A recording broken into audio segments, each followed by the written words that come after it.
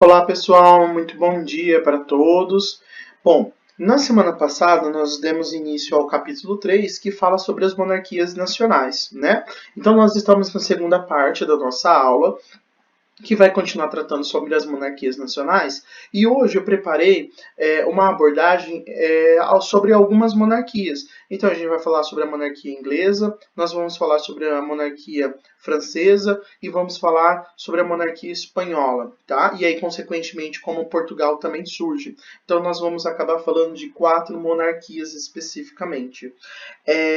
Não é necessário que vocês fiquem presos, que tentem decorar nomes e datas referente a essas monarquias. É só para que vocês, essa aula é mais para que vocês possam entender a formação dessas monarquias e como uma, de alguma maneira, ela acabava se relacionando com a outra. Tá certo?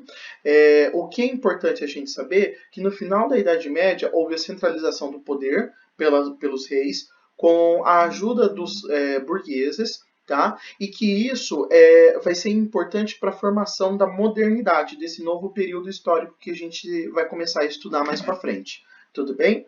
Então, a primeira monarquia que eu vou tratar com vocês é a monarquia inglesa. Tudo bem? A monarquia inglesa, gente, ela vai ser um pouco diferente das demais.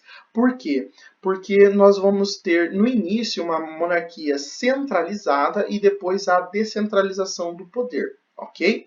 Então, a região ali onde hoje nós chamamos de Inglaterra, ela foi conquistada por um nobre, tá? O Guilherme I. Esse nobre, ele era nobre da França, do rei da França. Tá? E aí ele acaba conquistando essas terras do que hoje nós chamamos de Inglaterra, e aí ele vai se tornar o rei Guilherme I, certo?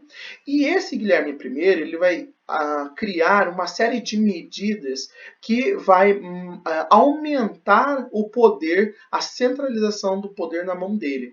Então, a primeira coisa que ele vai instituir vai ser a lei comum, tá? Essa centralização do poder com a lei comum. O que isso quer dizer? Imaginem vocês que ainda existia em alguns locais, como ali na Inglaterra, leis especificamente para um local em que alguma autoridade ou que alguma pessoa que era importante entre os demais acabava instituindo essa lei. Ok? E aí, isso não permitia com que o rei tivesse todo o controle daquele local. Então, a partir do momento que o Guilherme I ele vai centralizar o poder em suas mãos, ele vai falar, olha, essa lei que eu estou instituindo vai valer em todo o meu reino, independente de quem seja a autoridade local, independente de quem esteja ali com maior ou menor prestígio, vale para todos, é uma lei comum a todos e em todo o meu território. E aí, para que ele possa ter o controle de todas as áreas que faz parte do seu reino, ele vai criar essa figura aqui do xerife, ok?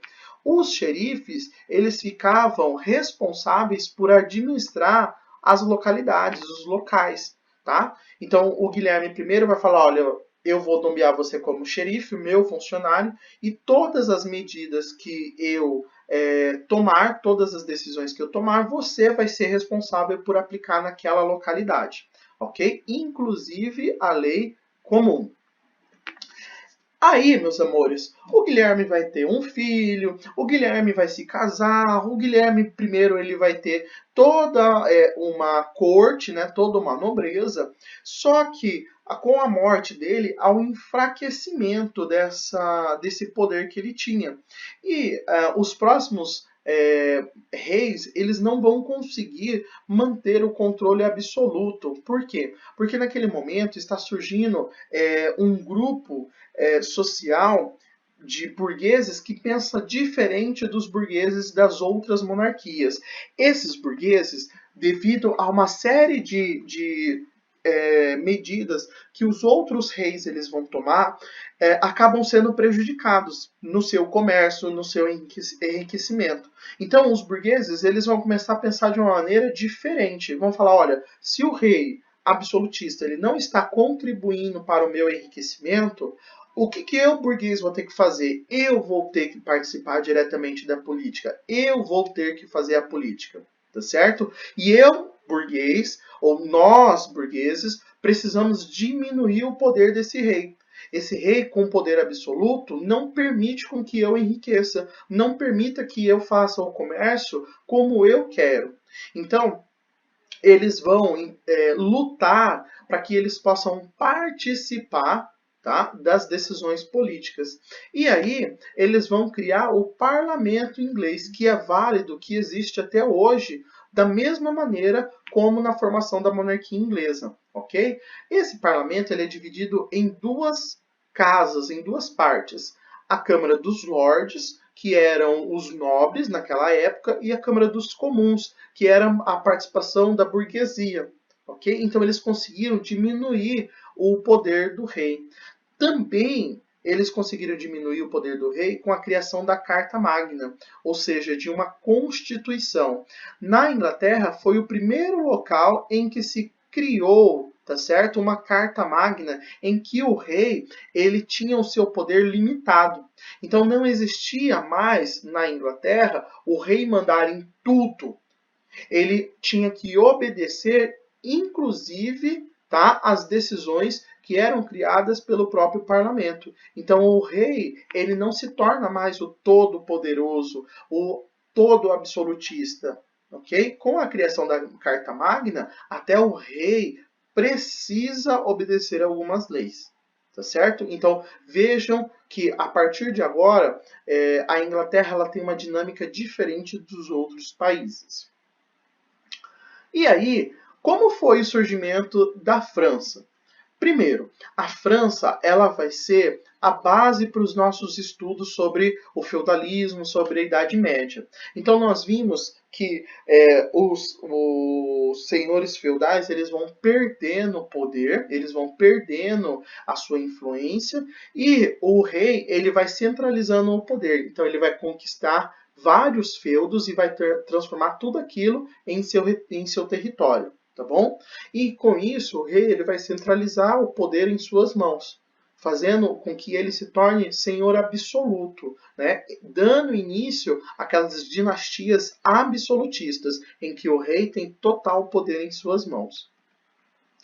E, meus amores, o que vai acontecer? Vão existir diversas rebeliões, diversas lutas, diversos desentendimentos. Um grande desentendimento que vai acontecer vai ser entre a França e a Inglaterra. Lembra que o Guilherme ele era um senhor feudal, né? Ele era vassalo do rei da França? Então, a partir do momento em que ele conquista a Inglaterra e ele se torna rei, ele vai entrar então em disputa com o seu sucerano, com o seu antigo sucerano, com o seu antigo rei. Ok? E o rei da França não quer ter que disputar o poder com outra pessoa, ele quer que aquele território seja parte da França. Então, vai acontecer uma guerra entre França e Inglaterra, tá? Que vai durar 116 anos e ela fica conhecida como a Guerra dos 100 Anos. A Guerra dos 100 Anos ela vai se tornar importante, principalmente para os franceses, por quê? Porque vai dar um sentimento de nacionalidade, vai dar um sentimento de que eu faço parte de um lugar.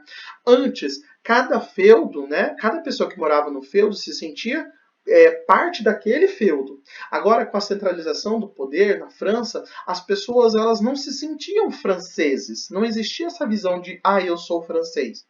Com a Guerra dos 100 Anos e a união, né, a necessidade de unir tropas, unir pessoas, centralizar o poder, centralizar os alimentos, né, distribuir, fazer toda uma organização, as pessoas que moram na França elas começam a se sentir como uma unidade só, ou seja, elas começam a se sentir franceses. Então, o cara que mora lá no norte, ele se considera um francês. O cara que mora lá no sul da França, ele também se considera um francês. Eles compartilham as mesmas características, como a alimentação, a língua, né, alguns costumes. Então, eles vão se tornar um povo só. ok? Essa é uma das características da modernidade, né? Dos estados modernos. Eu me considero brasileiro. Mesmo morando no Mato Grosso do Sul, eu me considero brasileiro. Assim como o paulista, né? Ele se considera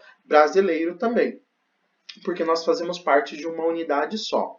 Vejam que isso não acontece da noite para o dia. Obviamente, isso vai demorar algumas décadas para que as pessoas elas começam a ter esse sentimento de nacionalidade, ok?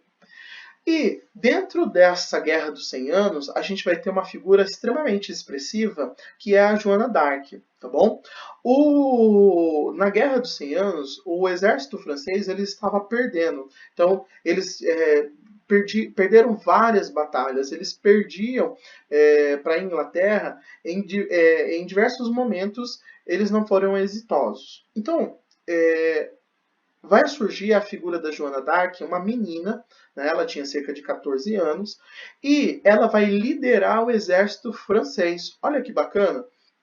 Ela fala que ela recebe algumas visões diretamente de Deus, e essas visões ela vai levar a França à vitória. Ok? A partir do surgimento da Joana d'Arc, realmente a França ela começa a reverter esse quadro de derrota. Tá certo? Nós não podemos dizer com certeza que ela recebia essas visões divinas, mas provavelmente isso serviu de incentivo para as tropas francesas para que elas pudessem reverter esse papel, né, de grandes derrotas que estava acontecendo. E aqui, para a gente finalizar, nós podemos dizer sobre a formação da Espanha. A Espanha ela está na Península Ibérica, ok? Eu coloquei aqui o mapa para vocês, e esse mapa é o mapa da formação do Reino Espanhol, tá certo? Então, vocês podem ver aqui que a Península Ibérica ela estava tomada naquele momento, tá? Aqui no século X, por diversos povos islâmicos. Então, a gente vai ter ali praticamente toda a Península Ibérica ela é muçulmana. E com o passar do tempo, a Igreja Católica, que tem muita influência em alguns reinos, principalmente o Reino de Leão, esse daqui, ok? E o Reino de Aragão, esse verdinho aqui, a Igreja Católica vai conseguir incentivar e vai conseguir criar um acordo com esses dois reinos, o Reino de Leão e o Reino de Aragão, reinos católicos. E esses reinos, eles vão conseguir expulsar os muçulmanos da Península Ibérica e vão transformar todo aquele território que antes era fragmentado, ó, vejam, ele aqui bem fragmentado, em um único território. Um território dominado por espanhóis, tá bom? E aí, posteriormente, a gente vai ter também a criação do reino português. Então, o que vai acontecer?